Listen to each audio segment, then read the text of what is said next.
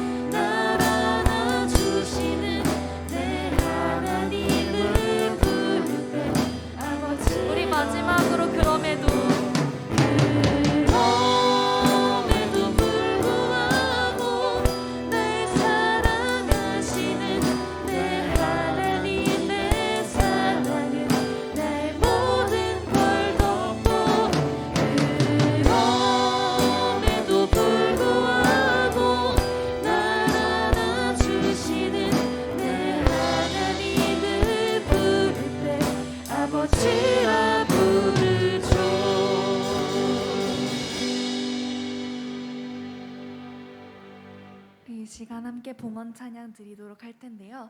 비록 우리가 뭐 가정에서 예배를 드리더라도 앞으로 이제 현장에서 예배드리게 될 때를 대비하여 같이 봉헌 찬양과 봉헌 드렸으면 좋겠습니다. 우리 같이 내게 있는 향유옥합 찬양하시겠습니다.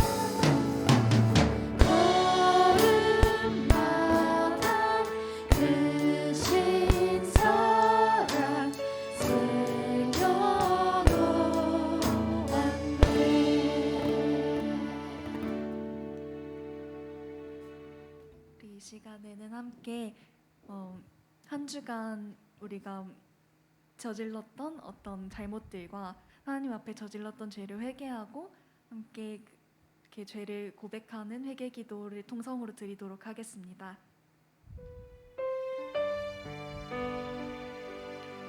하나님 아버지, 저희가 이렇게 오늘도 예배에 나왔습니다. 그렇지만 한 주간 그리고 저희가 생각하지 못했던 시간 동안 죄를 지어왔고 우리는 사실은 하나님 앞에 서기도 너무나 부끄럽고 부족함이 많은 죄인들입니다.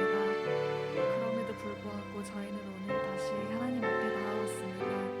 주님, 저희의 죄를 용서해 주시고 저희 하나님을 향하는 마음을 받아주세요. 주님, 저희가 그동안 죄인 줄 알고 또 죄인지 알지 못하고 저지른 죄들이 너무나 많았습니다. 저희가 지난번에도 회개 기도를 드렸지만 그럼에도 저희가 항상 그 사실을 잊고 용서받았다는 그리고 하나님의 사람이 되었다는 사실을 잊고 다시 죄를 짓습니다. 그러나 보혈로 우리는 다시 깨끗해집니다. 주님, 주님께서 저희를 용서해 주시면 그 죄들이 모두 용서받을 수 있습니다. 주님, 저희의 마음들을 불쌍히 여겨주시고 또 받아주세요. 저희의 부족함을 알고 계십니다. 주님, 저희를 받아주시고 또 다시 죄를 짓지 않을 수 있도록 저희를 지켜주세요.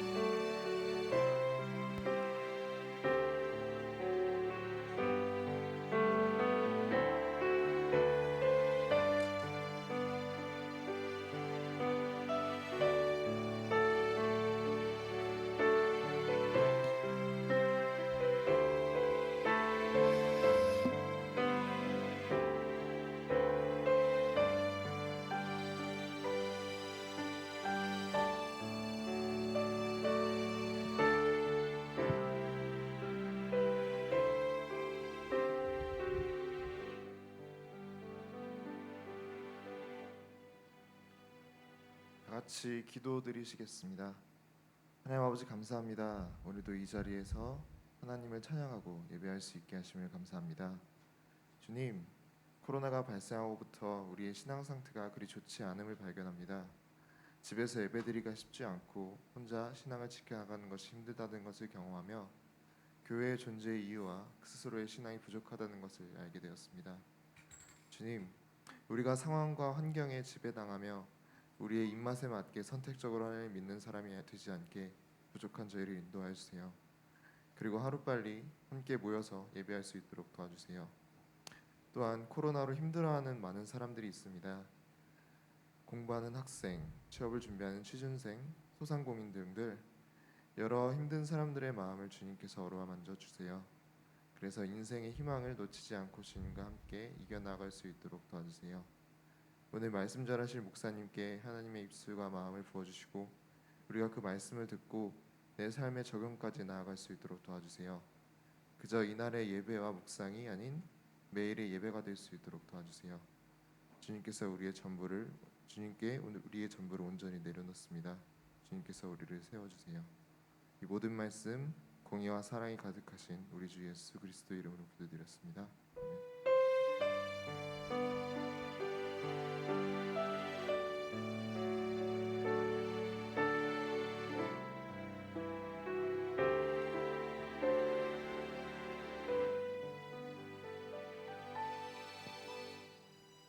우리 말씀 보겠습니다. 오늘 우리에게 주신 하나님의 말씀은 요한복음 5장 1절에서 9절입니다. 요한복음 5장 1절에서 9절의 말씀입니다.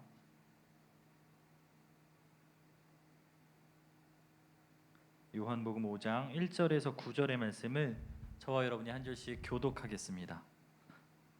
그 후에 유대인의 명절이 되어 예수께서 예루살렘에 올라가시니라.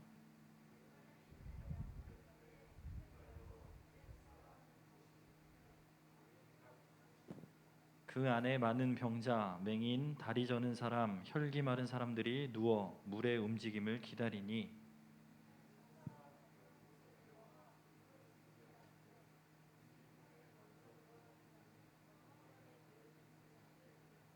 거기 38해 된 병자가 있더라.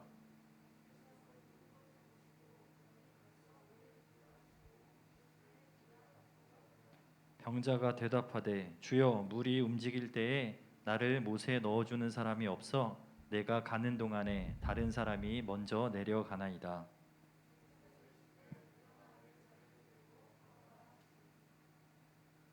함께 읽겠습니다.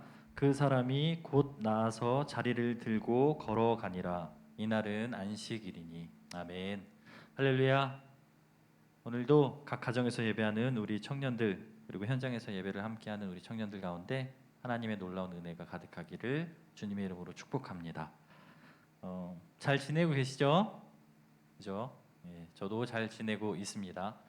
우리가 예배하고 또 믿음 지키는 것이 쉽지 않은 시기를 살아가지만 그래도 각자의 삶에서 최선을 다해서 그리스도인으로 살려고 노력하고 애쓰는 여러분들 가운데 하나님의 놀라운 위로와 평안이 가득하기를 축복합니다. 오늘 말씀의 제목은 자비와 무자비라는 제목입니다. 따라해 볼까요? 자비와 무자비. 우리가 사람 또는 가게도 그렇고요, 상점도 그렇고 그 이름이 굉장히 중요해요, 그죠? 왜 중요할까요? 이름이 주는 의미가 있고요, 상징성이 있고요.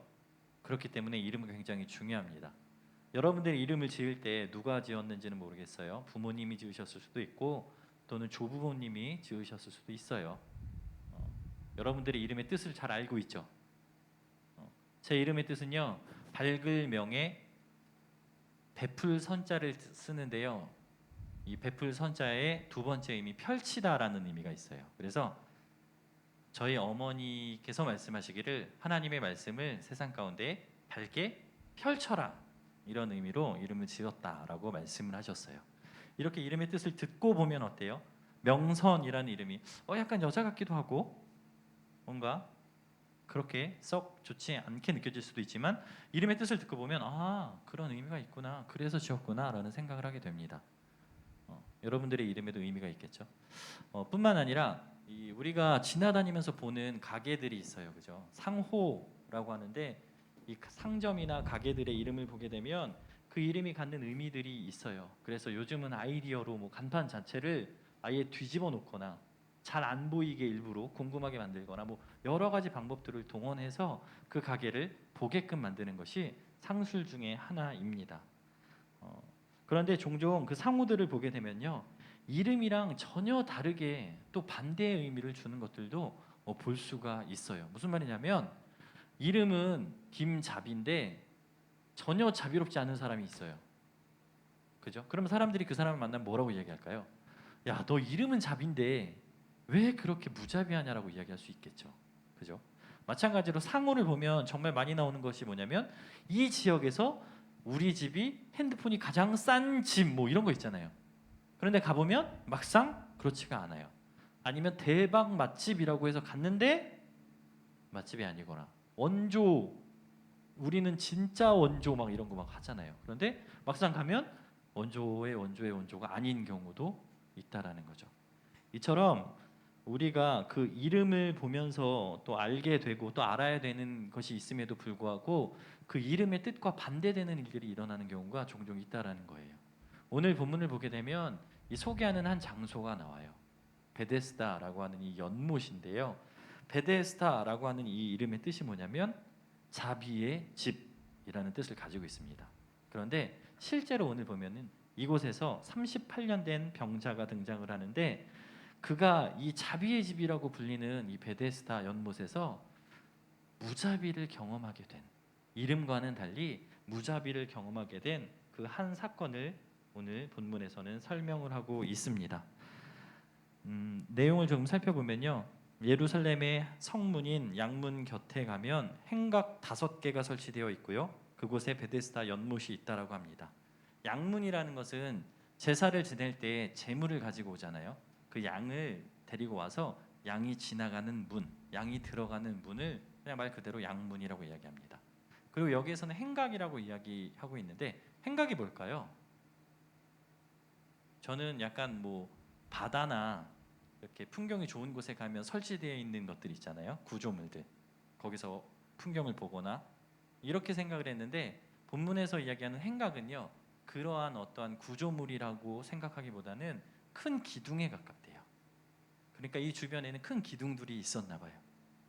베데스다라고 하는 지역을 살펴보면은 빗물이, 그러니까 비가 오면 그 빗물들을 저장하는 곳 중에 하나가 바로 이 베데스다 못이었대요. 그러다가 이 물이 동한다, 물이 움직인다라고 하는 오늘 본문의 내용이 설명이 되어 있는데 그러한 것은 빗물을 저장하는 곳인데 이따금씩 한 번씩 실제로 새로운 물이 들어오고 이전의 물이 지나가게 되는 과정에서 물을 움직이게 될 때가 있대요. 그렇게 되다 보면 실제로 어떻게 되죠? 그 물이 깨끗해집니다. 그래서 그때에 사람들이 그 물에서 들어가면 뭐 치유받는다 뭐 이러한 속설들도 있었다라고 합니다. 어쨌든 이 베데스다라고 하는 이 연못에는 전설이 하나 있었어요. 그게 뭐냐면 가끔 천사가 내려온대요. 천사가 가끔 이 못에 내려와서 물을 움직이고 물을 동할 때가 있는데 그때가 되면 누구든지 내가 어떠한 질병을 가지고 있든지 그곳에 가장 빨리 들어가는 사람은 무조건 치유받는데요.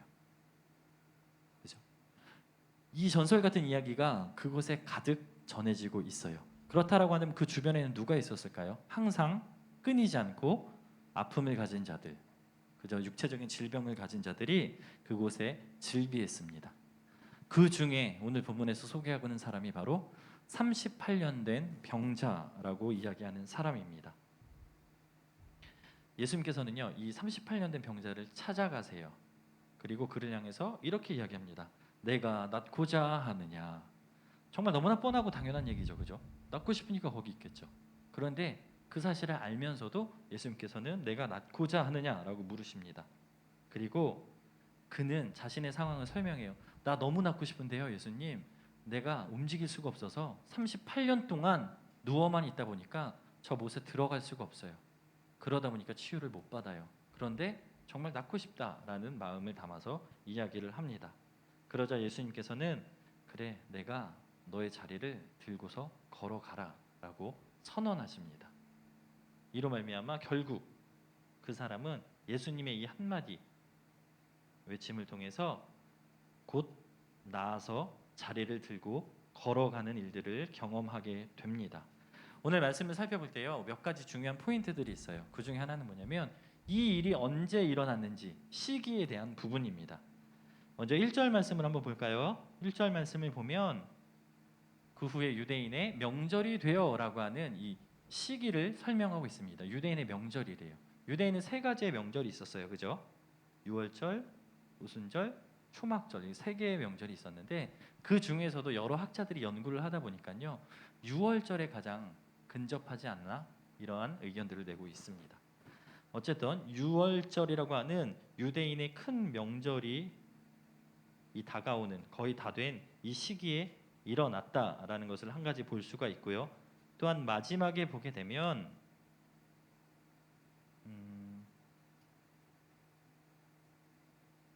뭐라고 나와 있죠? 마지막 절에 안식일 한번 마지막 절 한 번만 보여주시겠어요? 오늘 본문 마지막. 네.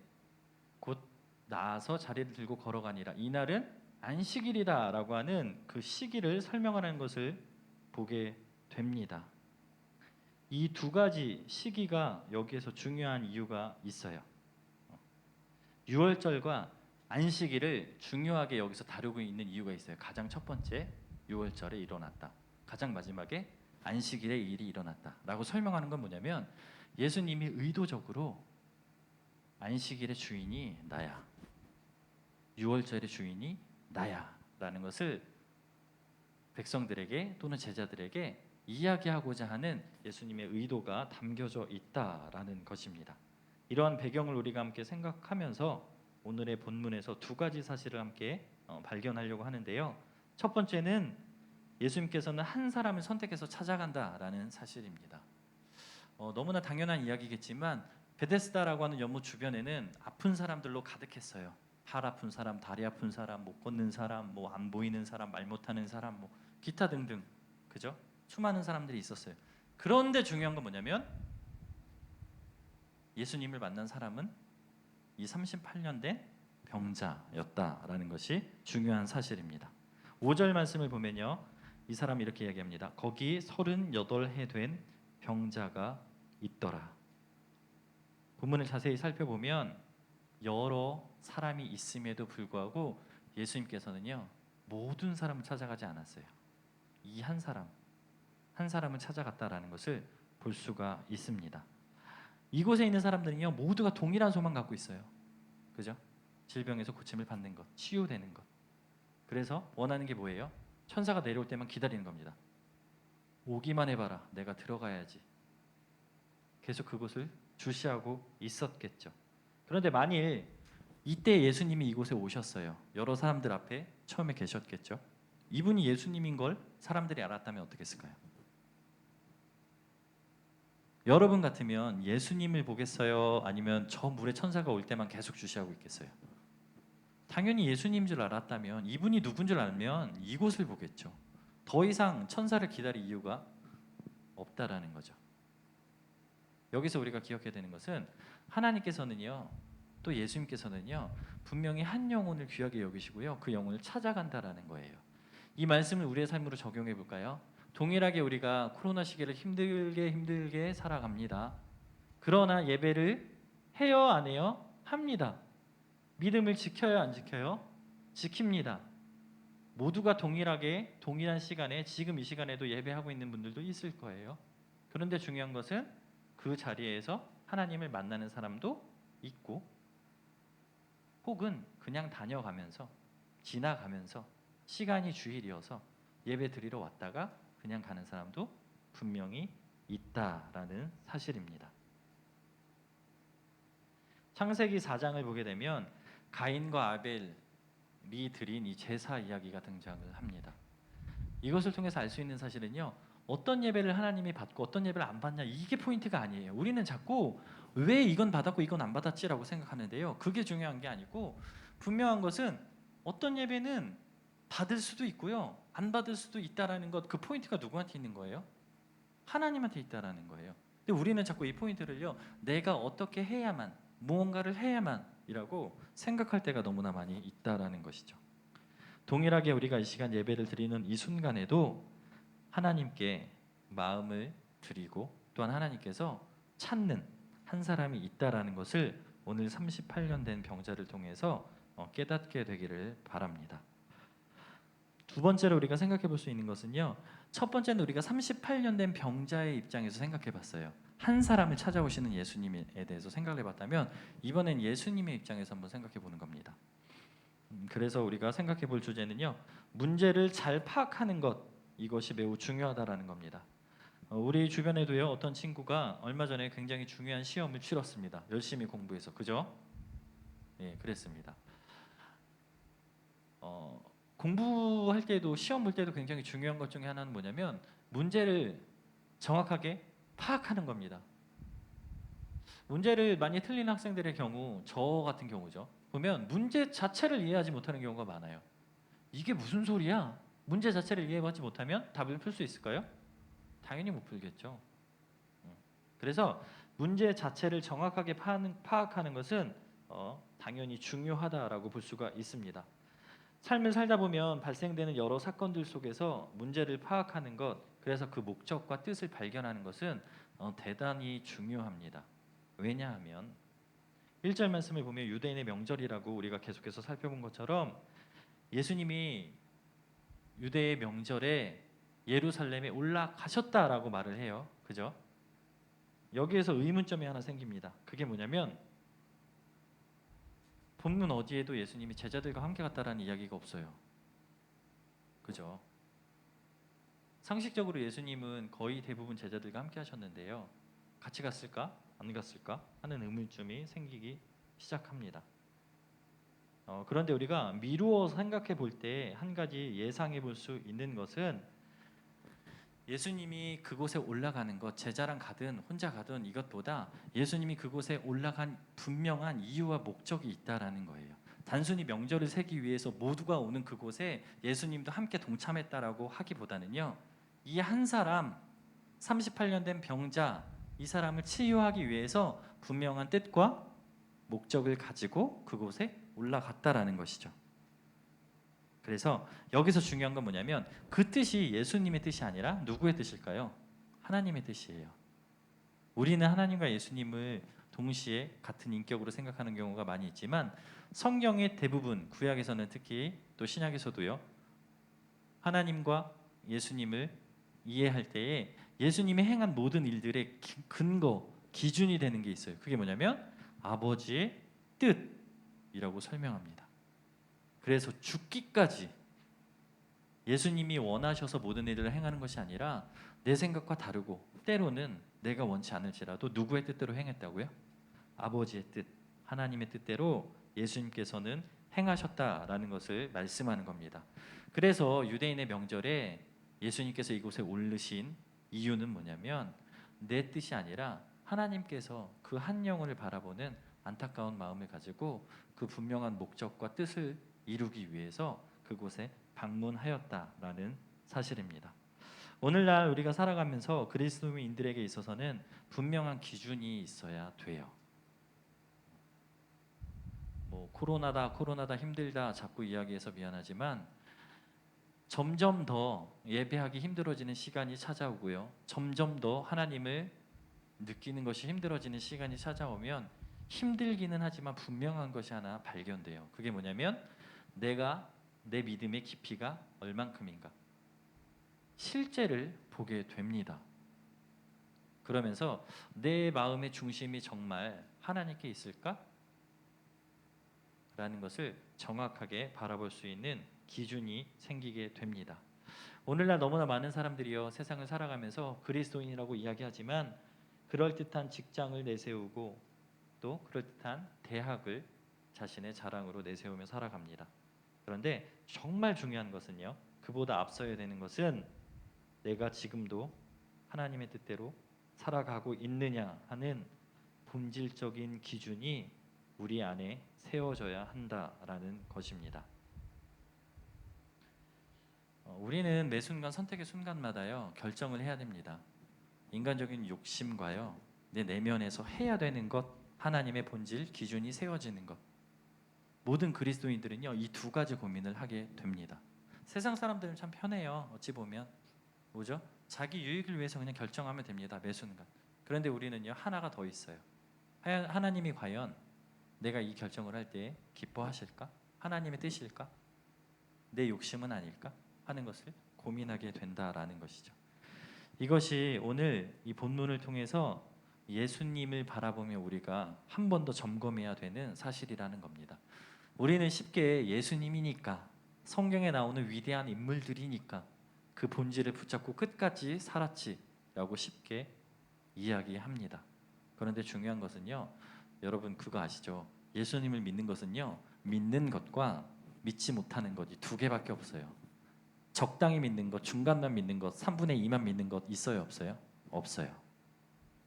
오늘 우리가 그래서 분명히 깨달아야 되는 것은요, 그것은 예수님이니까, 그것은 성경의 인물이니까, 그것은 목사님이니까, 권사님이니까, 장로님이니까, 회장이니까, 임원이니까가 아니고 예수 믿는 우리 모두가 그러한 기준, 예수님이 행했던 그 절대적인 기준을 우리 안에 세워야만 한다라는 사실입니다. 이 시간에 우리가 잠깐 생각해 봤으면 좋겠어요. 한 주간 살아가면서 지난 한 주간입니다. 자, 시선을요 앞으로 보시고 위로 15도 정도 올리고 지그시 바라보세요. 지난 한 주간을 생각해 보는 겁니다. 내가 그리스도인으로 살았을까? 한번 잠시 생각해 보세요.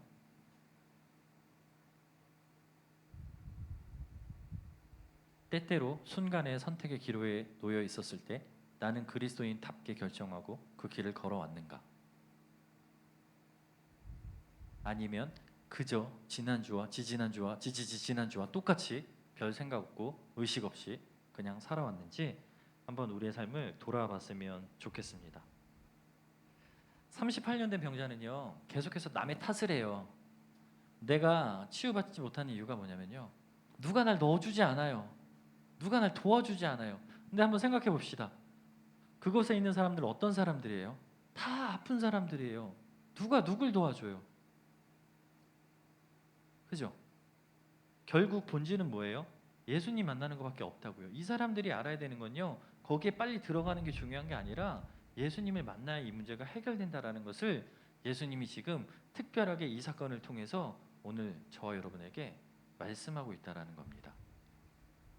사랑하는 청년 여러분, 계속해서 우리에게 믿음을 더 키워야 됩니다. 예배의 자리로 나오십시오, 나오십시오라고 이야기하는 것은요, 그냥 현상적으로 드러나는 겉모습이 아니고요, 여러분이 내면 안에서 변화가 있어야 되고요, 노력이 있어야 되고요, 이런 것들이 계속해서 우리 가운데 일어날 때 진짜 우리의 마음의 중심이 하나님이 원하는 모습대로, 그 본질대로 바뀔 수 있다는 것을 꼭 기억했으면 좋겠습니다. 말씀을 정리하겠습니다. 자비의 집이라고 불리는 베데스다 연못에서 이 38년 된 병자는 타인의 관심을 받지 못하고요, 결국은 무자비를 경험하는 것처럼 보입니다. 그러나 중요한 것은 예수님께서는요, 이 수많은 사람 중에서 단 한 사람, 이 사람을 만나 주셨고, 결국 동일하게 오늘도 하나님은 진정한 예배자 한 명을 찾으시는데요, 저와 여러분이 그 한 사람, 주님이 찾으시는 그 사람이 되어야 된다라는 것을 생각하면서 이번 한 주간은요, 지난 주간과는 조금은 다르게 모든 선택의 기로에서 또 삶을 살아가는 이 내 안의 기준이 그리스도인다운 삶을 살아낼 수 있는 저와 여러분이 되기를 주님의 이름으로 축복합니다. 이 시간에 우리 함께 같이 기도할게요. 하나님, 예배 자리에도요 너무나 많은 사람이 있고요, 하나님을 만나기 위해서 노력하는 너무나 많은 사람이 있는데 어떤 사람은 주님을 만나는 사람이 있대요. 본문에서는 단 한 사람이었어요. 내가 그 사람 되길 원해요. 오늘 못 만나면 다음에 만나면 되지가 아니고 내가 정말 전심으로 하나님을 예배해서 그 사람 되길 원한다고 우리 좀 간절하게 합심해서 기도하도록 하겠습니다. 기도합니다. 사랑의 아버지, 오늘도 말씀을 통해서 하나님을 보게 하시니 감사합니다. 그리스도인으로 살아가면서 내가 예수 믿는다라고 이야기하지만 정작 내 안에 하나님을 향한 바른 기준이 세워지지 않아서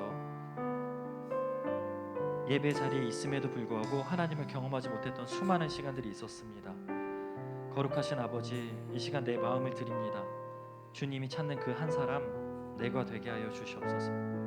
하나님이 찾으셨던, 만나주셨던 그 한 사람, 오늘 이곳에 있는 우리 청년들 되게 하여 주시옵소서. 예배의 자리를 끝까지 사수할 수 있는 그 한 사람이 이곳에 있는 우리 청년들 되게 하시고, 가정에서 예배하는 청년들 되게 하여 주시옵소서. 모두가 힘들다라고 이야기할 때에도 나는 끝까지 믿음으로 이 시간들을 견뎠다, 버텼다라고 이야기할 수 있는, 주님과 동행했다고 말할 수 있는 그 한 사람, 하나님, 우리 사랑하는 청년들 다 되게 하여 주시옵소서. 거룩하신 아버지 하나님, 너무나 힘든 시기를 살아갑니다. 예배하는 것부터가 너무나 쉽지가 않습니다. 마음을 드리려고 아무리 애를 써도 상황과 환경이 되어지지 않습니다. 그러나 다시 한번 주님 우리에게 긍휼을 내려주시고 불쌍히 여겨주셔서 하나님을 예배할 수 있는 그 시간이 속히 오게 하여 주시옵소서. 우리의 생각대로 되어지는 것이 아니라 하나님의 뜻대로 그 일들을 열어주시고, 특별히 하나님의 부르심 가운데 주님이 한 사람을 찾으실 때 그 예배자가 여기에 있다라고 하나님께 응답할 수 있는 우리 사랑하는 청년들 다 되게 하여 주시옵소서.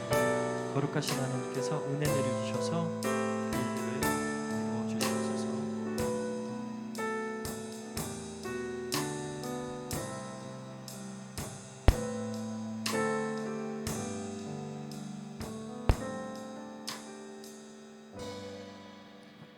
거룩하신 아버지 감사합니다. 오늘도 하나님께서는 진정한 예배자 한 명을 찾으시는 줄 믿습니다.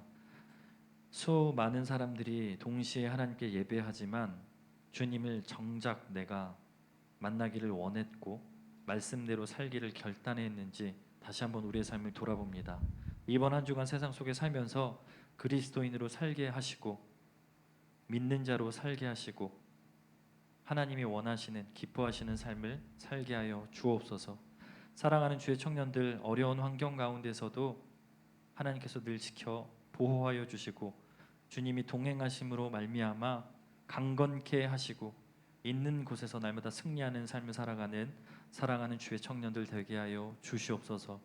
오늘도 우리 사랑하는 청년들을 지켜주시고 품어주시고 인도해 주시는 예수 그리스도의 이름으로 기도합니다.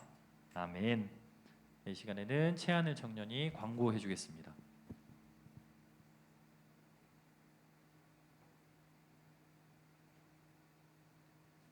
네, 광고하겠습니다. 크게 두 가지가 있습니다. 첫 번째로는 계속 코로나가 심해져가지고 이제 앞으로 당분간은 온라인으로 예배를 계속 드려야 될 것 같습니다. 오후 1시에 저희가 예배 이제 영상으로 올려드리면 예배 드리고 같이 카카오톡으로 예배 드리고 있다는 것을 좀 알려주셨으면 좋겠어요. 그래서 저희가 예배당에서는 그런 분위기를 못 만들지만 카카오톡에서라도 예배할 수 있는 분위기를 만들면서 함께 예배를 할 수 있는 그런 분위기를 형성했으면 좋겠습니다. 그리고 두 번째로는 저희가 원래 계획하고 있는 특별 예배, 네 맞죠? 특별 예배, 네 특별 예배가 8월 15일로 예정돼 있는데 지금 이게 코로나가 너무 심해져서 이게 어떻게 될지 모르겠어요. 그래서 지금 일단 온라인으로라도 준비를 하려고는 하는데 이것 또한 어떻게 될지 장담이 잘 못 돼가지고 저희가 모든 청년분들의 기도가 필요합니다. 다들 특별 예배를 위해서 기도해 주셨으면 좋겠습니다. 감사합니다. 네, 기도 많이 해주십시오. 진짜 특별한 예배를 드려야 될지도 모릅니다. 시간에는 우리 다 같이 자리에서 일어나서 8월의 찬양을 함께 부르도록 하겠습니다.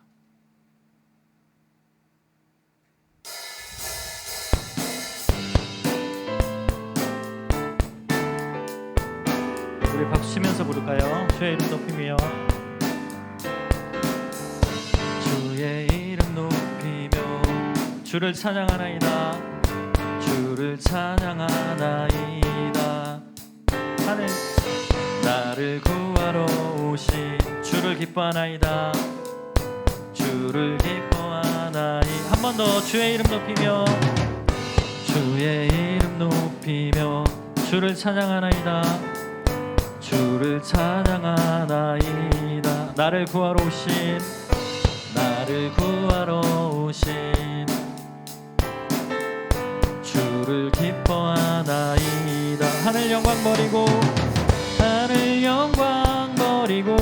이 땅 위에 십자가를 지시고 죄사의 내 무덤에서 일어나 하늘로 올리셨네. 주의 이름 높이. 하늘 영광 버리고 이 땅 위에 십자가를 지시고 죄사의 내 무덤에서 일어나 하늘로 올리셨네. 주의 이름 높이리. 아멘. 축도로 예배를 마치겠습니다. 이제는 우리 주 예수 그리스도의 은혜와 성령의 교통하심과 아버지 하나님의 놀라운 은혜와 위로가 오늘도 이곳에서 예배하며 가정에서 예배하며 그리스도인으로 살겠다고 결단하고 다짐하며 성전을 떠나는 모든 사랑하는 주의 청년들 가운데 이제부터 영원토록 함께 하시기를 간절히 축원하옵나이다. 아멘.